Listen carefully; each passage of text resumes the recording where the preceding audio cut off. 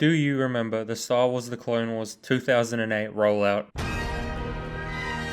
What a great time to be alive. I would have been 5 years old at the time and madly in love with Star Wars. My first introduction would be a surprise family movie night with my best friend at the time, C. I remember being caught off guard with the existence of this movie, since Reddit didn't exist, and being extremely eager to watch the new Star Wars lore. Now the toy line on the other hand was something else entirely, nothing compared to the mediocre modern Star Wars releases. You could get ships, battle packs, characters, bigger ships, ATTEs, Captain Rex, vehicle packs, even bigger ships, and even a clone turbo tank. Suffice to say, it was a great time to love Star Wars The Clone Wars and be a kid. Now during this time, I had, as you would expect, an insanely awesome Epic 6 birthday party, where I was treated to a lot of epic Star Wars The Clone Wars related gifts. The best probably being the 7676 Republic gunship. I remember when I got it, I was quote unquote helping my family build it. I would put all of the bricks inside of the circular part and just drag them along as a wheelbarrow and then dump them, and they weren't even sorted. It wasn't even helpful. I also popped one of those popper things at this birthday with my sister's grandpa, and it burnt my hand. Now that's beyond the point.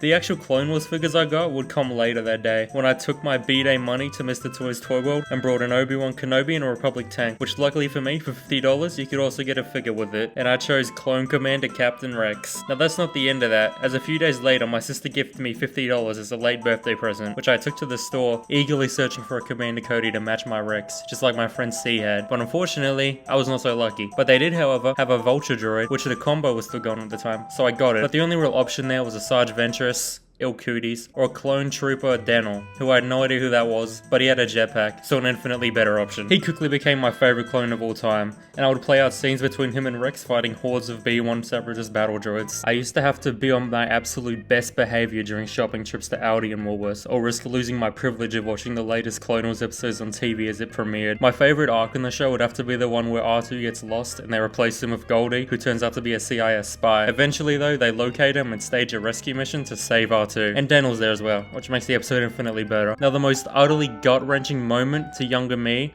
is when Cad Bane, the cold-blooded murderer, kills Denel and wears his armor as a disguise. If only he had made it to ARC Trooper. Dirty, slimy blue Greedo, you disgust me. As I previously said, there was a lot of cool figures and ships in the 3.75 scale. But beyond that, there was so much more merchandise, like Lego sets, galactic heroes, life-size helmets and guns, as well as the most important of all, McDonald's toys. The Clone Wars show was a direct continuation of the movie Star Wars Attack of the Clones, which unfortunately was the only movie I had on DVD as a kid. The rest I experienced either through playing Lego games or pirate websites. Speaking of Lego games, Lego Star Wars 3 is a masterclass work of art with an open world, engaging storyline, and non-linear gameplay, which to this day still rivals modern games like Cyberpunk 2077.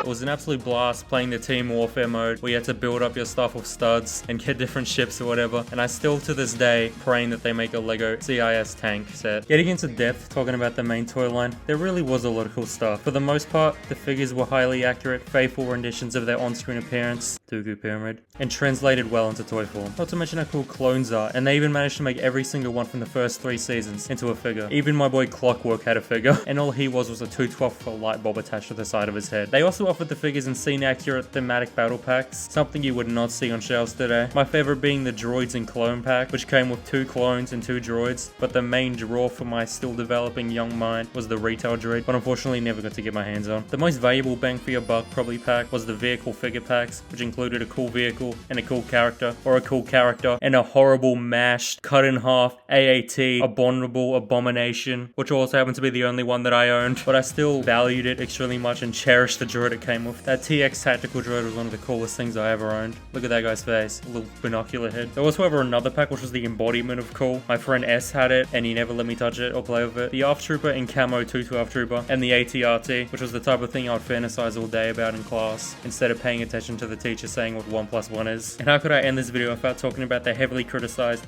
aged like milk, Star Wars Republic heroes?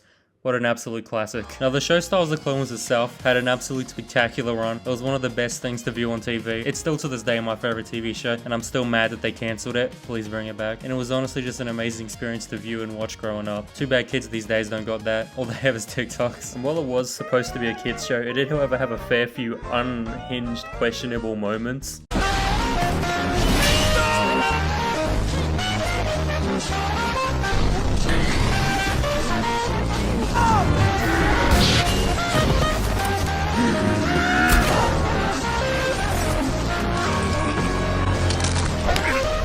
Now anyway, let's talk about the LEGO sets at this time, the ones that released to coincide with the movie. These things have risen in price so much they cost more than vital organs. What would you rather, eyeballs, or a sealed mint condition 7680 LEGO Twilight with LEGO Rodder as a bonus? That being said, the minifigures were the real stars of these sets, with their face installing terror and giving children nightmares. One thing that sucks about all this is time, because all those red bricks, they broke, and all the minifigures, they got cracks in their bodies, and I lost my massage bentress in New Zealand, which long story short, we went on a trip there and I forgot to bring her back. All in all, Clone Wars 2008 was a really good time to be alive. Had a lot of good moments, good experiences, whole lot of good plastic as well, and I give it a solid 10 out of 10.